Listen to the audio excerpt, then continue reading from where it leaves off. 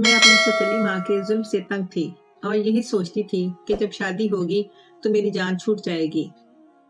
लेकिन जब मेरा निकाह हुआ तो मैं अपने दूल्हे को देखने के लिए बेचैन थी। मैंने पहले उसे नहीं देखा था, लेकिन जैसे ही वो अंदर दाखिल हुआ तो मेरी रूह फना हो गई, क्योंकि वो तो एक बच्चा। मेरा नाम सायरा है। मेरी माँ मुझे जन्म देते ही दुनिया से रुखसत हो गई तो वालिद ने दूसरी शादी कर ली। मेरी सौतेली माँ ने मेरे साथ कभी अच्छा सलूक नहीं किया था। मेरी सौतेली माँ को एक बेटा और 2 बेटियां अल्लाह ताला ने दी। जुनेद मेरा एक ही सौतेला भाई था। सना और सबा मेरी सौतेली बहनें थी। घर में मेरी हैसियत एक मुलाजमा के जैसी होकर रह गई थी, क्योंकि घर पर मेरी सौतेली माँ और इसके बच्चों का राज था। मेरे अब्बा थोड़ा मेरा ख्याल रख लेते थे लेकिन इनसे सारा ध्यान अपने दूसरे बच्चों पर रहता था। मुझे पढ़ने का बहुत शौक था, इसलिए अब्बा ने मुझे तालीम तो दिलवाई, लेकिन सिर्फ मैट्रिक तक, वो भी अधूरी ही रह गई। मेरी सौतेली माँ ने मेरी पढ़ाई छुड़वाकर मुझे घर के कामों में लगा दिया। मैं एक कमजोर लड़की थी और मेरे अंदर अपने हक के लिए आवाज उठाने की हिम्मत नहीं थी। एक लड़की की माँ इसकी ताकत होती है, और वो ताकत मेरे पास नहीं थी। और सौतेली माँ ने जितना बुरा सलूक मेरे साथ करना था कर लिया। मजबूरन मुझे पढ़ाई छोड़कर घर के काम करने पड़ रहे थे। मेरी दोनों बहनों ने अपनी तालीम जारी रखी। हर अच्छी चीज इनके लिए आती और जो चीज इन्हें पसंद नहीं आती वो मुझे दे दी जाती, चाहे वो कपड़े हों, जूते हों या खाने की कोई चीज। हर इंसान के दिल में किसी न किसी दूसरे इंसान का खौफ हमेशा रहता है, और मुझे मेरी सौतेली माँ का खौफ था, और ये खौफ बचपन से ही मेरे दिल में बैठ गया था। हमारे माशरे का एक बहुत बड़ा अलमिया यही है कि आजकल का इंसान इंसानों से डरता है। इसी तरह मैं भी अपनी सौतेली माँ से डरती थी। कहीं जो मुझे इनकी चूड़ियों की खनक सुनाई देती थी तो मेरे हाथ पांव कांपना शुरू हो जाते थे। मेरी सौतेली माँ ने कभी मुझ पर हाथ नहीं उठाया था, लेकिन मुझे इनकी आंखों से खौफ आता था। इन्हें मुझे मारने की जरूरत ही नहीं थी। मैं इनकी आंखों से ही इतनी खौफजदा हो जाती थी कि इनका काम यही से हो जाता। मुझे ज़दोकोब करने का एक ऐसे ही मामूल का एक दिन था कि अचानक हमारे घर के सामने शोर उठा। मैंने परेशान होकर अपने अब्बा की तरफ देखा, जो खाने में मशगूल थे। मेरी दोनों बहनें अंदर कमरे में थीं और मेरी सौतेली माँ मेरे अब्बा के साथ बैठी हुई थी। थोड़ी देर बाद दरवाजे पर बहुत ज्यादा दस्तक होने लगी तो मेरे अब्बा ने उठकर दरवाजा खोला। चचा रशीद जुनेद की लड़ाई हो गई थी कुछ लड़कों के साथ, और उसने लड़के के सर पर डंडा मारा और वो लड़का मर गया। जुनेद का एक दोस्त अचानक अंदर आकर बोला तो मेरी सौतेली माँ के हाथ से खाने की प्लेट गिर गई। मैं भी परेशान हो गई और अब्बा भी परेशान हो गए कि ये सब अचानक क्या हो गया। ये बात सच है कि मेरा सौतेला भाई आवारा लड़कों के साथ उठता बैठता था, लेकिन नौबत यहाँ तक आ जाएगी हम में से किसी को भी इसका अंदाजा नहीं था। मेरे अब्बा तस्दीक के लिए बाहर गए और बहुत देर बाद अंदर आए तो इनकी हालत गैर थी, यानी कि खबर सच्ची थी। फिर इसके बाद तो जैसे हमारे घर में मौत का सा सन्नाटा छा गया कि अब क्या होगा। मेरी सौतेली माँ तो ये सुनते ही बेहोश हो गई थी। बड़ी देर के बाद होश आया और मेरा सौतेला भाई जुनेद लापता था। कत्ल के बाद वो शायद कहीं रूपोश हो गया था। पुलिस के खौफ से अब्बा के पास अब एक ही तरीका था कि इन लोगों के गांव जाए जिनका लड़का जुनेद के हाथों मारा गया था, और उनसे माफी मांगी जाए कि वो FIR ना करवाएं।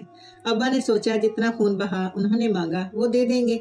जिन लोगों का लड़का कत्ल हुआ था वो गरीब लोग थे और एक गांव में रहते थे, और हम शहर में कॉलोनी में रहते थे। क्योंकि मेरे अब्बा की वापडा में सरकारी नौकरी थी, अमीर तो हम भी नहीं थे, लेकिन शहर में रहने की वजह से हमारे रहन सहन से थोड़ा सा मुख्तलिफ था। मेरे अब्बा इन लोगों के घर गए जहाँ पर सफ़े मातम बिछा हुआ था। अब्बा ने इनसे कहा कि इन्हें जितना खून बहा चाहिए वो मैं देने को तैयार हूँ। इनके बेटे को माफ कर दे, क्योंकि मेरे सौतेले भाई जुनेद का कत्ल का इरादा हरगिज नहीं था। लड़कों के माँ बहन हाथापाई से डंडा लग गया और खून ना निकलने की वजह से खून इसके दिमाग में जम गया और वो मर गया। अब्बा ने खून बहा देने की बात की तो आगे से खून बहा में इन लोगों ने 50 लाख रुपए मांग लिए। अब्बा के पास इतना पैसा तो था नहीं, वो 7 से 8 लाख का बंदोबस्त कर सकते थे, वो भी कर्जा लेकर। अब्बा बहुत परेशान हो गए और कहा मेरे पास इतनी रकम नहीं है। तो वहां पर पंचायत में बैठे हुए कुछ अफराद ने मशवरा दिया कि अपनी बेटी खून बहा में दे दो। ये सुनकर अब्बा को गुस्सा आ गया और उन्होंने कहा कि वो ऐसा हरगिज नहीं करेंगे। अब्बा गुस्से से घर आ गए और सारा माजरा मेरी सौतेली माँ के आगे बयान कर दिया। हाँ, तो सायरा को दे दो खून बहा में, हमारा एक ही तो बेटा है, इसकी जान बचाने के लिए आप इतनी छोटी सी कुर्बानी नहीं दे सकते। मेरी सौतेली माँ की बात सुनकर तो जैसे मेरी रूह तक लरस गई। پھر میری سوتیلی ماں کو اپنے بیٹے کی زندگی کی اتنی ہی پرواہ تھی تو اپنی سگی بیٹیوں میں سے کسی کی قربانی کی بات کیوں نہیں کر رہی تھی؟ میری ہی قربانی کیوں دینا چاہتی تھی؟ میں ایسے کیسا کر سکتا ہوں؟ ابا نے کمزور سے لہجے میں کہا۔ تو پھر کیا 50 لاکھ روپے دے سکتے ہیں خون بہا میں، یا جنید کی قربانی دے سکتے ہیں؟ اور ایک نہ ایک دن تو سائرہ کو اس گھر سے رخصت ہونا ہی ہے، اس کے نصیب میں اسی طرح سے رخصت ہونا لکھا ہے۔ آپ اسے دے دیں خون بہا میں، مجھے کچھ نہیں پتا، مجھے میرے بیٹے کی سلامتی عزیز ہے۔ میری ماں نے کہا۔ میرے ابا نے اس وقت تو صاف انکار کر دیا۔ وہ پریشانی سے ساری رات سو نہیں سکے تھے، مجھے بھی نیند نہیں آئی۔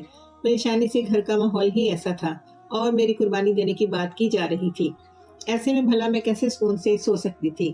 پھر اگلی صبح میری سوتیلی ماں میرے پاس آئی۔ دیکھو بیٹا سائرہ، میں نے کبھی زندگی میں تم سے کچھ نہیں مانگا، میں جانتی ہوں میں نے تمہارے ساتھ کچھ اچھا سلوک نہیں کیا، لیکن آج میں ہاتھ جوڑ کر تمہارے آگے منت کرتی ہوں کہ اپنے باپ سے کہو کہ تم خون بہا میں جانے کے لیے تیار ہو۔ میرا ایک ہی بیٹا ہے اور اگر اسے کچھ ہو گیا تو میں مر جاؤں گی۔ جنید ابھی صرف 18 سال کا ہے اور اگر اسے پھانسی ہو گئی تو ہمارا کیا ہوگا؟ آج زندگی میں پہلی بار میری سوتیلی ماں نے مجھ سے نرم لہجے میں بات کی تھی، لیکن اپنے مقصد کے لیے۔ اگر وہ شروع سے ہی اس طرح نرمی سے میرے ساتھ اچھا رویہ رکھتی تو یقیناً آج میرا دل پگھل جاتا اور میں قربانی دینے کو تیار ہو جاتی۔ اگر آپ کو اپنے بیٹے کی اتنی ہی فکر ہے تو اپنی کسی بیٹی کی قربانی دے دیں، کیونکہ وہ ان کا تو سگا بھائی ہے، میرا تو نہیں۔ سنا یا سبا میں سے کسی کو دے دیں خون بہا میں۔ زندگی میں آج پہلی بار ہمت کر کے میں نے اپنی سوتیلی ماں کو دو ٹوک جواب دے دیا، کیونکہ یہ میری زندگی کا معاملہ تھا اور میں جانتی تھی کہ خون بہا میں آئی ہوئی لڑکی کے ساتھ کتنا برا سلوک کیا جاتا ہے۔ سسرال میں میں پہلے ہی سوتیلی ماں کے مظالم سے تنگ آ چکی تھی اور سوچتی تھی کہ جب میری شادی ہوگی تو مجھے اس ظلم سے چھٹکارا مل جائے گا، لیکن خون بہا کے عوض جانے کا مطلب تھا کہ ایک اور ظلم والی زندگی کا انتخاب کرنا، جو کہ اب میرے بس کی بات نہیں تھی۔ پہلے تو مجھے سوتیلی ماں کا رویہ بات کرتے ہوئے نرم تھا، لیکن جیسے ہی میں نے ان کی بیٹیوں کا نام لیا تو وہ غصے میں آ گئی۔ خبردار جو میری صبا اور ثنا کے متعلق ایسی بات کی، وہ تو دونوں نازوں میں پلی ہیں، تمہاری طرح فالتو نہیں ہیں کہ میں انہیں خون بہا میں دے دوں۔ میری سوتیلی ماں ایک دم طیش میں آ گئی۔ تو اماں میں بھی فالتو نہیں ہوں، میں نے بھی صاف جواب دے دیا۔ ہم ابھی باتیں کر ہی رہے تھے کہ ایک لڑکا اندر داخل ہوا۔ چچا جی، جنید کو پولیس نے گرفتار کر لیا ہے۔ اس لڑکے نے اندر آتے ہی اعلان کیا تو ہماری حالت غیر ہو گئی۔ میرے ابا کمرے سے باہر نکل آئے اور آتے ہی بے ہوش ہو گئے۔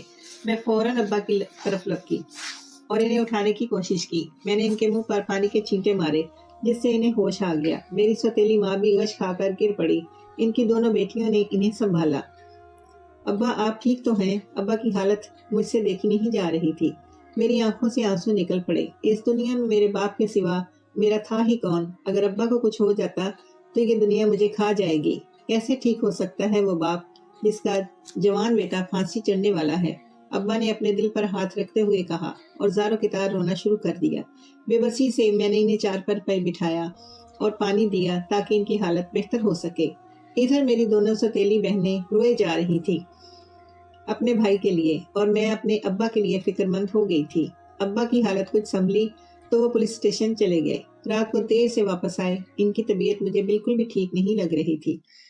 وہ مسلسل اپنے بائیں بازو کو دباتے جا رہے تھے۔ انہیں دیکھ کر میں چونک گئی کیونکہ یہ تو دل کا دورہ پڑنے کی علامت تھی۔ میری آنکھوں کے سامنے ایک دم اندھیرا چھانے لگا، اس تصور سے کہ اگر پریشانی میں ابا کو کچھ ہو گیا تو ہمارا کیا ہوگا؟ جنید کو پھانسی ہو جائے گی، سائرہ کیس بہت خراب ہے، میرا جنید پھانسی چڑھ جائے گا، میرا جوان بیٹا پھانسی چڑھ جائے گا۔ کتنا بد نصیب باپ ہوں میں، کیسے میں اپنے ان بوڑھے کاندھوں سے اپنے بیٹے کا لاشا اٹھاؤں گا؟ ابا نے روتے ہوئے کہا۔ اور میں کیسے اپنے باپ کو اس قدر اذیت میں دیکھ سکتی تھی؟ سردی کے موسم میں انہیں پسینہ آ رہا تھا اور وہ اپنے بائیں بازو کو مسلسل دباتے جا رہے تھے۔ انہیں سانس لینے میں مشکل پیش آ رہی تھی۔ اچانک ہی میرے ذہن میں ایک بات آئی جو فوراً میں نے ابا سے کہہ ڈالی تاکہ ان کی طبیعت سنبھل جائے۔ ابا میں خون بہا میں جانے کے لیے تیار ہوں، میں نے اچانک کہا تو میری سوتیلی ماں نے حیرت سے میری طرف دیکھا۔ نہیں بیٹا، میں تمہاری قربانی نہیں دے سکتا، کیا تم انسان نہیں ہو؟ ابا نے کمزور سے لہجے میں کہا۔ مجھے ایسے محسوس ہوا کہ شاید دل سے وہ بھی یہی چاہتے تھے کہ میں یہ قربانی دے دوں اور ان کا بیٹا بچ جائے۔ ان کے پاس کوئی اور چارہ نہیں تھا۔ جنید کی زندگی بچانے کے لیے میری سوتیلی بہنیں تو ہرگز اس قربانی کے لیے تیار نہیں ہونے والی تھی، اور نہ ہی تو میری سوتیلی ماں نے ان کی قربانی دینی تھی، کیونکہ میں جو موجود تھی، اگر میں موجود نہ ہوتی تو شاید میری سوتیلی ماں ایسا سوچنے پر مجبور ہو جاتی۔ پھر وہی ہوا جو میری سوتیلی ماں چاہتی تھی، میں اپنے باپ کی محبت کے آگے مجبور ہو گئی۔ میں انہیں اس طرح پریشان نہیں دیکھ سکتی تھی۔ مجھے خون بہا میں دے دیا گیا اور میرا نکاح مرنے والے لڑکے کے چھوٹے بھائی سے کر دیا گیا۔ میں دلہن بنے گاؤں کے اس چھوٹے سے کمرے میں اپنے شوہر کا انتظار کر رہی تھی۔ اپنے ارمانوں پر خون کے آنسو روتے ہوئے میں نے اس گھر کی دہلیز پر قدم رکھا تھا اور اسے اپنی قسمت سمجھ کر قبول کر لیا تھا۔ میں جانتی تھی کہ خون بہا میں آنے والی لڑکیوں کے ساتھ کتنا برا سلوک کیا جاتا ہے، مگر میں نے سوچا تھا کہ میں اپنے شوہر کو قابو میں کر لوں گی۔ اگر میرے شوہر نے میرا ساتھ دیا اور انہیں مجھ سے محبت ہو گئی تو میرے لیے زندگی کافی آسان ہو جائے گی۔ میں بے حد حسین تھی، میرے حسن کے چرچے پوری کالونی میں تھے۔ میرے پاس اور کچھ تو تھا نہیں سوائے اس خوبصورت چہرے کے، اس لیے میں نے سوچا تھا کہ اپنی اداؤں سے اپنے شوہر کو قابو کروں گی۔ اس طرح سے میرے لیے آسانی ہو جائے گی اور مجھے زندگی گزارنے کے لیے کچھ زیادہ مشکل پیش نہیں آئے گی۔ لیکن میرے ارمانوں کا محل اس وقت زمین بوس ہوا جب میرا دھولا اندر داخل ہوا تو میرے پیروں تلے سے زمین سرک گئی اور سر پر آسمان گر گیا تھا۔ کیا یہ میرا دھولا تھا؟ وہ دھولا جس کے متعلق ابھی میں سوچ رہی تھی، لیکن اسے دیکھ کر میری ساری ہمت حوصلے پست ہو گئے۔ وہ میرے قریب آ کر بیٹھ گیا۔ وہ 16 سال کا لڑکا تھا اور میری عمر 24 سال تھی، یعنی وہ مجھ سے 8 سال چھوٹا تھا، لیکن میں جسے بچہ سمجھ رہی تھی وہ اتنا بھی بچہ نہیں تھا۔ اس نے آتے ہی مجھے بالوں سے پکڑ لیا اور بولا، میرے بھائی نے اس کے بھائی کا قتل کیا ہے۔ یہ کہہ کر وہ مجھے برے طریقے سے مارنا شروع ہو گیا۔ وہ تھا تو مجھ سے 8 سال چھوٹا، لیکن اس میں 8 مردوں کے جتنی طاقت تھی اور مجھے زمین پر گرا کر لاتوں سے مارتا جا رہا تھا۔ یہ سب ضرور اسے سکھایا گیا تھا۔ پھر تھوڑی دیر کے بعد میری ساس نندے بھی میرا تماشا دیکھنے کو آ گئیں کمرے میں۔ مارو مارو مبین، اسے مارو، اس کے بھائی نے میری کوکھ اجاڑ دی، مارو اسے۔ میری ساس کی آواز میری سماعتوں سے ٹکرائی۔ میرا شوہر مبین جو مجھے مار مار کے تھک گیا تھا، میری ساس اسے پھر سے اشتعال دلا رہی تھی کہ وہ مجھے اور مارے۔ اماں، آج کے لیے اتنا ہی کافی ہے، کہیں مر ہی نہ جائے اور الٹا کیس ہم پر بن جائے۔ مبین نے کہا تو میں سن کر حیران ہو گئی تھی۔ وہ تھا تو 16 سال کا، لیکن اس کی سوچ 36 سال کے مرد جیسی تھی۔ اس کا ذہن اس کی عمر سے بڑا تھا، یا اسے ایسا بنایا گیا تھا۔ ہاں، شاید اپنے بھائی کی موت کے بعد وہ ایسا بن گیا تھا۔ وہ سب مجھے اس حال میں چھوڑ کر چلے گئے۔ میں کافی دیر وہاں بیٹھی اپنی قسمت پر روتی رہی۔ جب شروعات ایسی تھی تو آگے کیا ہوگا میرے ساتھ؟ میں نے کھانا بھی نہیں کھایا تھا رات کا اور مجھے کمزوری محسوس ہو رہی تھی۔ بھوک کی وجہ سے تھوڑی دیر بعد ایک عورت اندر آئی جس کے ہاتھ میں کھانا تھا۔ لو بیٹی، کھانا کھا لو، میں مبین کی چاچی ہوں۔ اس عورت نے میرے شانے پر ہاتھ رکھتے ہوئے کہا تو مجھے کسی فرشتے سے کم نہیں لگی تھی۔ اس وقت میں نے پلیٹ اٹھا کر کھانا شروع کیا۔ بیٹی، اوپر چارپائی پر بیٹھ کر کھاؤ، یہاں زمین پر نہ بیٹھو۔ اس عورت نے مجھے شانوں سے پکڑ کر اٹھایا۔ میں اتنی مار کھا چکی تھی کہ مجھ سے اٹھا تک نہیں جا رہا تھا۔ ایسے لگ رہا تھا کہ مجھے کسی ٹرک نے کچل دیا ہے اور میری ہر ہڈی ٹوٹ چکی ہے۔ اس عورت کا نام سکینہ تھا۔ سکینہ نے مجھے چارپائی پر بٹھایا اور میں کھانا کھانے لگی۔ سکینہ باہر چلی گئی۔ تھوڑی دیر بعد آئی کہ اس کے ہاتھ میں پانی تھا اور درد کی گولی تھی۔ اس نے مجھے درد کی گولی کھانے کے لیے دی۔ میں کھانا اور گولی کھا کر سو گئی۔ پھر آدھی رات کو کسی نے مجھے جھنجھوڑ کر اٹھایا۔ میں نے دیکھا تو وہ میرا شوہر مبین تھا۔ مجھ سے نفرت کے باوجود اس نے مجھ سے اپنا حق وصول کیا۔ پھر ایک نئی قیامت خیز صبح میری منتظر تھی۔ ابھی میرے رات والے زخم بھی ٹھیک نہیں ہوئے تھے کہ میری ساس نے مجھے کام پر لگا دیا۔ میں سارا دن کام کرتی رہی، لیکن خدا کسی کو بھی بے یار و مددگار نہیں چھوڑتا۔ یہاں میری مدد کو سکینہ چاچی تھی۔ وہ میرا خیال رکھتی تھی، بہت سے کاموں میں میری ساس سے چھپ کر میری مدد کر دیتی۔ یوں دن گزر رہے تھے، میں نے اپنی قسمت سمجھ کر قبول کر لیا تھا۔ اس دوران ایک مرتبہ ابا مجھ سے ملنے آئے تو مبین نے انہیں دھکے دے کر باہر نکال دیا۔ یہ منظر دیکھ کر میرا دل خون کے آنسو روتا رہا، لیکن میں بالکل بے بس تھی۔ 1 ماہ بعد میری طبیعت خراب رہنے لگی۔ میں نے ڈرتے ڈرتے مبین سے کہا کہ مجھے ڈاکٹر کے پاس لے جائے، لیکن اس نے آگے سے غصہ کیا، کہا کہ میں تمہیں تڑپا تڑپا کے مارنا چاہتا ہوں اور تم مجھ سے ڈاکٹر کی بات کرتی ہو۔ میں چپ ہو گئی۔ پھر میری حالت مزید خراب ہو گئی۔ میں نے الٹیاں کرنی شروع کر دی۔ چاچی سکینہ ایک دائی کے پاس مجھے لے گئی تو مجھے معلوم ہوا کہ میں امید سے ہوں۔ ये खबर सुनकर तो मेरी सास आपे से बाहर हो गई और मुबीन को बुलाया। देख मुबीन, ये लड़की बदकिरदार है, जरूर इसके पेट में किसी का नाजायज बच्चा है। मेरी सास ने मुबीन से कहा तो वो खामोश हो गया और चारपाई पर बैठकर किसी गहरी सोच में चला गया। बोलो मुबीन, तुम चुप क्यों हो गए? जान से मारो इस लड़की को।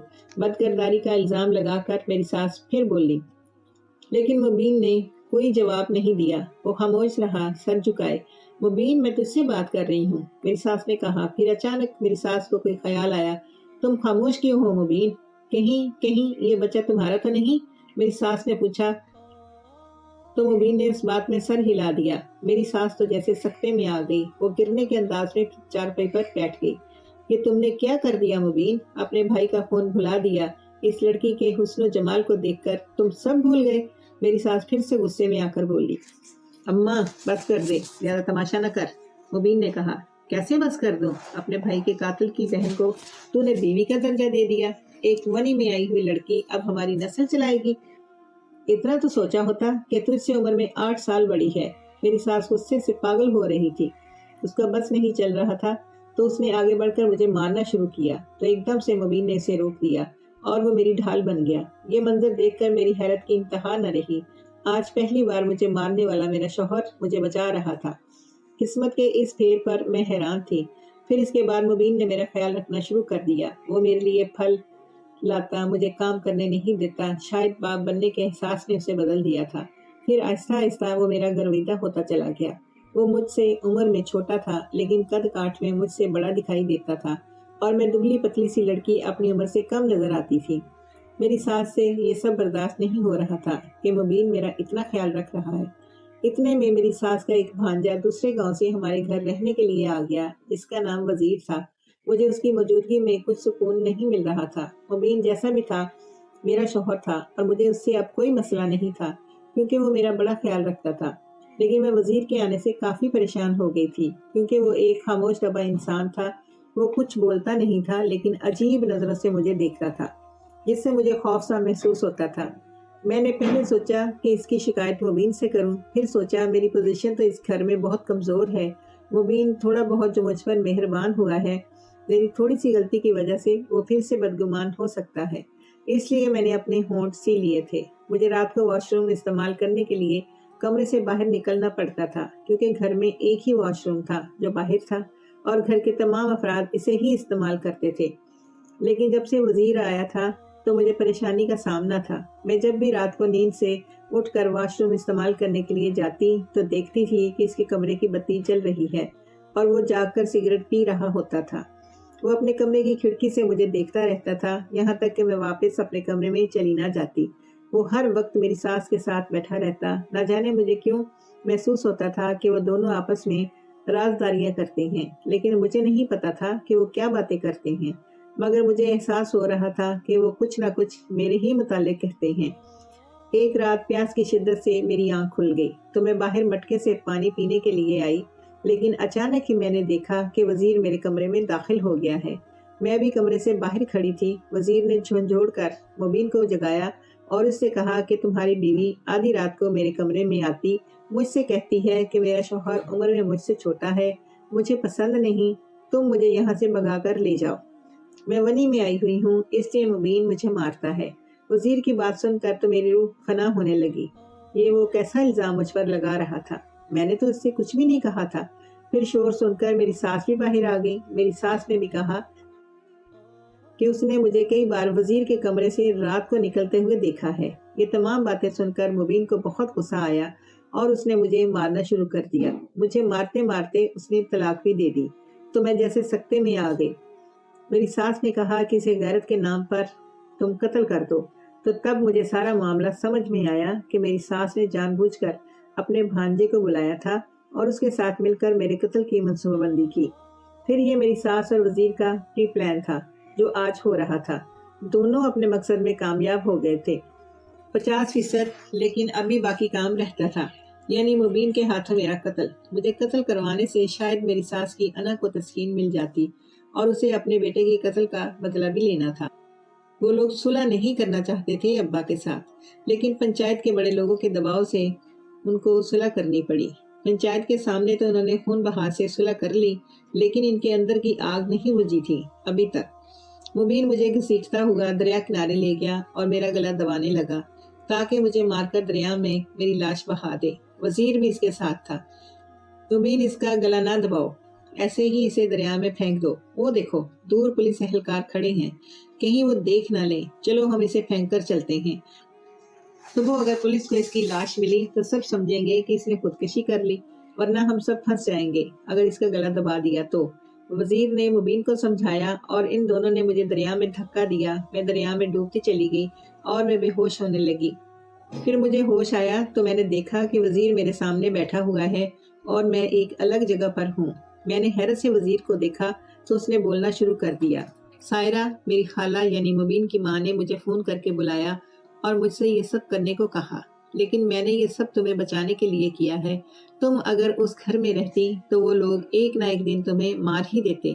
मैं जानता हूँ इन लोगों को बहुत आग थी अपने बेटे के कत्ल की, इसलिए वो लोग तुम्हें कभी सुकून से रहने नहीं देते। मुबीन तुम्हें जान से मारना चाहता था तो मैंने इसे रोक दिया, और जब तुम्हें दरिया में फेंका तो मैंने अपने बंदे को वहां खड़ा किया हुआ था, वो पहले से ही, ताकि वो तुम्हें निकाल कर ले जाए। उसने तुम्हें जिंदा सलामत उसी वक्त निकाल लिया। अब मुबीन और उसके घर वाले समझ रहे हैं कि तुम मर चुकी हो। सायरा, अब तुम आजाद हो। मैं तुम्हें तुम्हारे वालिद के पास छोड़ आता हूँ। वजीर की बात सुनकर मुझे यकीन नहीं आया कि उसने ये सब मेरे भले के लिए किया। वो मुझे अब्बा के पास छोड़ आया और सारी कहानी अब्बा को सुनाई। मेरे पेट में जो बच्चा था वो भी मुबीन के मारने की वजह से जाया हो गया और मेरी इद्दत यहीं पर खत्म हो गई। अब्बा ने कुछ अरसे के बाद मेरा निकाह दूर के एक रिश्तेदार से करवा दिया, जिनकी पहली बीवी मर चुकी थी और इनके 2 बच्चे थे। उनका नाम राशिद था। राशिद बहुत अच्छे शौहर साबित हुए। वो मुझसे उम्र में 5 साल बड़े थे और बहुत अच्छी शक्ल सूरत के मालिक थे। उनका दिल उससे भी अच्छा था और मैं दूर दूसरे शहर में आ गई और आज एक पुरसुकून जिंदगी गुजार रही हूँ। सच कहते हैं कि दूसरा दरवाजा खोले बगैर खुदा कभी भी पहला दरवाजा बंद नहीं करता।